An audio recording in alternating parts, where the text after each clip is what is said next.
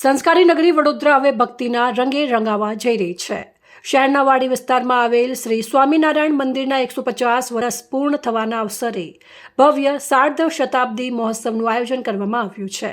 આ મહોત્સવ 23થી 29 એપ્રિલ 2026 દરમિયાન ઉજવાશે, જેમાં આધ્યાત્મિકતા અને ભક્તિનો અનોખો સંગમ જોવા મળશે। આ કાર્યક્રમ પરમ પૂજ્ય આચાર્ય રાકેશ પ્રસાદજી મહારાજની આજ્ઞા અને પૂજ્ય સંતોના આશીર્વાદથી યોજાઈ રહ્યો છે। મહોત્સવ દરમિયાન શ્રીમદ સત્સંગી જીવન કથાનું આયોજન થશે, જેમાં પ્રસિદ્ધ વક્તા નિત્ય સ્વરૂપદાસજી સ્વામી દ્વારા જ્ઞાન ગંગા વહેશે। સાથે જ ઐતિહાસિક શોભાયાત્રા અને વિવિધ સેવાકીય પ્રકલ્પો જેવા કે બ્લડ ડોનેશન અને નિદાન કેમ્પનું પણ આયોજન કરવામાં આવ્યું છે। કથા સ્થળ રહેશે આજવા રોડ પર આવેલ લેપ્રસી ગ્રાઉન્ડ, જ્યાં બપોરે અને રાત્રે 2 સમયે કથા યોજાશે। તો વડોદરાવાસીઓ તૈયાર થઈ જાઓ 150 વર્ષની ભક્તિ અને સંસ્કારના આ મહોત્સવમાં સહભાગી બનવા માટે। શ્રી સ્વામિનારાયણ મંદિર વાડી વડોદરા દ્વારા શ્રી લક્ષ્મીનારાયણ દેવ સાર્ધ શતાબ્દી મહોત્સવ તારીખ 23 થી તારીખ 29 એપ્રિલ દરમિયાન ભવ્યથી ભવ્ય રીતે લેપ્રસી ગ્રાઉન્ડ ખાતે યોજાવા જઈ રહ્યો છે। ત્યારે આ બધાને જણાવતા આનંદ થાય છે કે શ્રી સ્વામિનારાયણ ભગવાન એમના મૂળ ધન્ય સંત સદગુરુ શ્રી ગોપાળાનંદ સ્વામી તથા મુક્તાનંદ સ્વામી આ ભૂમિ ઉપર રહી અને અહીંયા ચમત્કારો પૂરેલા છે। ત્યારે આ ભૂમિને અહીંયા સ્વામિનારાયણ મંદિરની ભેટ મળી, જે સ્વામિનારાયણ મંદિર સ્વામિનારાયણ મૂળ સંપ્રદાયનું સર્વોચ્ચ શિખર ધરાવતું મંદિર છે, જેની ઊંચાઈ લગભગ 111 ફૂટની છે। ત્યારે એ દિવ્ય મંદિરનો 150મો પાટોત્સવ જ્યારે આવી રહ્યો છે, એ નિમિત્તે સદગુરુ શ્રી નિત્ય સ્વરૂપદાસજી સ્વામી તેમની પંચદિનાત્મક શ્રીમદ સત્સંગી જીવનની કથાનું આયોજન ભવ્યાતિ ભવ્ય રીતે થયેલું છે, જેનો બધા દેશ વિદેશથી હરિભક્તો લાભ લેવા માટે પધારવાના છે। મહારાષ્ટ્ર, MP આદિ રાજ્યોથી પણ હરિભક્તો પધારી અને આનો લાભ લેવાના છે। સાથે જ આ ઉત્સવ દરમિયાન ભવ્યાતિ ભવ્ય રીતે પોથી યાત્રા, દિવ્ય રાજોપચાર પૂજન, મહાવિષ્ણુ યાગ, અખંડ ધૂન આદિકનું આયોજન કરવામાં આવેલું છે। વિશેષ આકર્ષણમાં લગભગ 50 જેટલા ફ્લોટ સાથે દિવ્ય અને ભવ્ય શોભાયાત્રા વડોદરા શહેરના રાજમાર્ગો ઉપર ન ભૂતો ન ભવિષ્યતી એવી નીકળવાની છે। લગભગ 200 વર્ષ પહેલા સર સયાજીરાવ ગાયકવાડ બીજા દ્વારા ઠેક છાણીથી અને રાજમહેલ મસ્તબાગ સુધી ભવ્યથી ભવ્ય રીતે જે 13 કિલોમીટરની શોભાયાત્રા કાઢવામાં આવેલી હતી, એના પ્રતીક રૂપે આ દિવ્ય શોભાયાત્રા નીકળવાની છે અને લહેરીપુરા ગેટ ખાતે સુરસાગરના કિનારે મહાદેવજીના સાનિધ્યની અંદર સ્વામિનારાયણ ભગવાન અને મૂળધન્ય સંતોના સાનિધ્યની અંદર ભવ્ય આતિશબાજી, સમૂહ આરતી અને બનારસ જેવી આરતીનો આપણે અહીંયા લાભ લેવા માટે બધા જ વડોદરાવાસી સત્સંગી બંધુઓ, ધર્મપ્રેમી બંધુઓને આમંત્રણ પાઠવીએ છીએ। તો આ બધા અવશ્યથી આ મહોત્સવમાં જરૂર પધારશો। જય સ્વામિનારાયણ।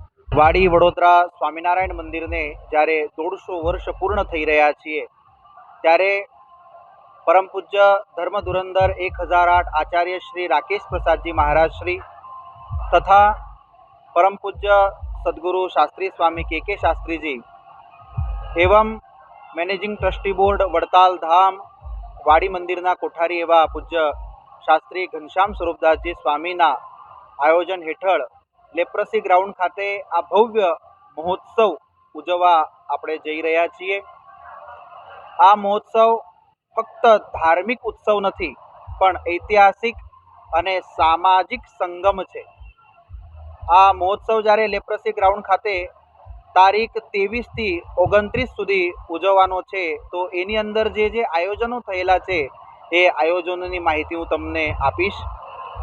તારીખ 23 થી લઈ અને 27 સુધી આ લેપ્રસી ગ્રાઉન્ડ ખાતે શ્રીમદ સત્સંગી જીવન, જે ગ્રંથની અંદર ભગવાન સ્વામિનારાયણના અથથી લઈને ઇતિ સુધીના ચરિત્રો વર્ણવેલા છે, એ ગ્રંથની કથા થશે, જેના વક્તા એવા સ્વામિનારાયણ સંપ્રદાયના સુપ્રસિદ્ધ કથાકાર પરમ પૂજ્ય સદગુરુ સ્વામી નિત્ય સ્વરૂપદાસજી સ્વામી છે, જેઓ રાતના સમયે ઘર સભાના માધ્યમથી પણ બધાને સત્સંગનો લાભ આપશે।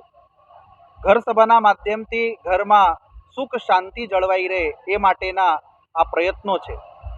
ઘરમાં સુખ શાંતિ હશે, સંપ હશે, તો એ સંપ ધીરે ધીરે સમાજમાં આવશે, ધીરે ધીરે એ સંપથી આપણે ભારત દેશમાં એ સંપ ફેલાશે એટલા માટે રાતના સમયે ઘર સભાનું પણ આયોજન કરવામાં આવેલું છે.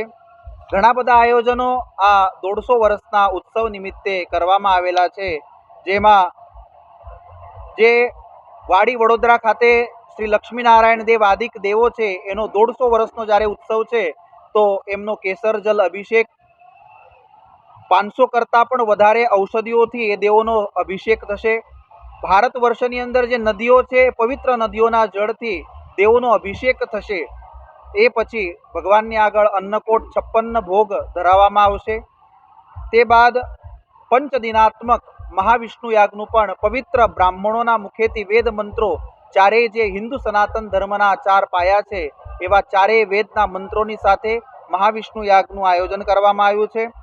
સાથે સાથે શ્રીમદ સત્સંગી જીવન કથા એની અંતર્ગત વ્યાખ્યાનમાળાઓ, તે જ પ્રમાણે ભવ્ય રાજોપચાર, તે જ પ્રમાણે બાલમંચ, નાના નાના બાળકો છે આપણા વાડી મંદિર ખાતે વર્ષોથી બાલ સંસ્કાર કેન્દ્રો ચાલે છે.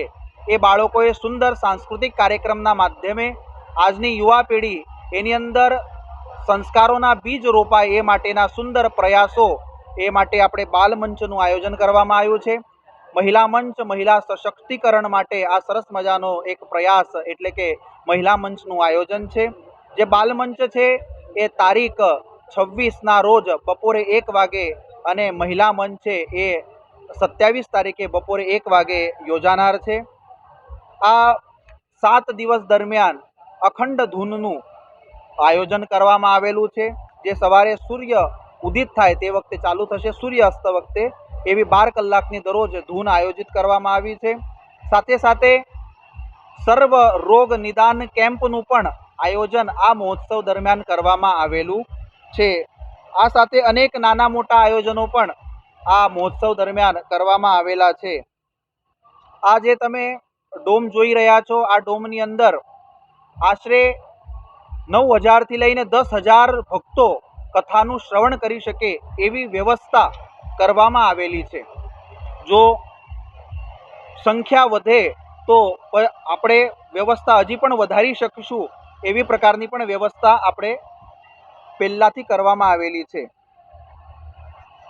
જે મહાપ્રસાદ છે ભગવાન સ્વામિનારાયણ, એમનો એવો નિયમ હતો કે ખાલી સત્સંગ કરાવી અને હૃદયમાં ભક્તિ વધારવી, પણ સાથે સાથે બધાને જમાડી અને પછી સત્સંગ કરાવો. તો અહીંયા 7 દિવસ દરમિયાન બહુ મોટું સદાવ્રત ચાલવાનું છે અને એની અંદર 30,000 થી લઈને 35,000 લોકો ભોજન લઈ શકશે એવી સવારે પણ અને સાંજના સમયે પણ ભોજનની વ્યવસ્થા કરવામાં આવેલી છે. સાથે સાથે અનેક પ્રાંતોથી, જિલ્લાઓથી ભક્તો આ મહોત્સવની અંદર જોડાશે. તો એ બધા જ ભક્તોની રહેવાની વ્યવસ્થા પણ આપણે અહીંયા વડોદરા શહેરની અંદર, કારણ કે વેકેશનનો સમય છે તો ઘણી બધી સંસ્થાઓ, ઘણા બધા સ્થાનો આપણે ભક્તોના ઉતારાઓ માટે લીધેલા છે.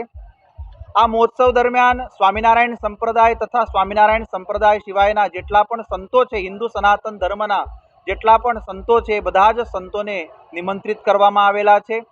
અંદાજિત 500 કરતાં પણ વધારે સંતો દરરોજ આ મહોત્સવની અંદર આપણને દર્શન આશીર્વચનનો લાભ આપશે એવી ગણતરી કરવામાં આવેલી છે. આ મહોત્સવનું વિશેષ આકર્ષણ એટલે કે 28 તારીખે યોજાનાર ભવ્ય દિવ્ય શોભાયાત્રા.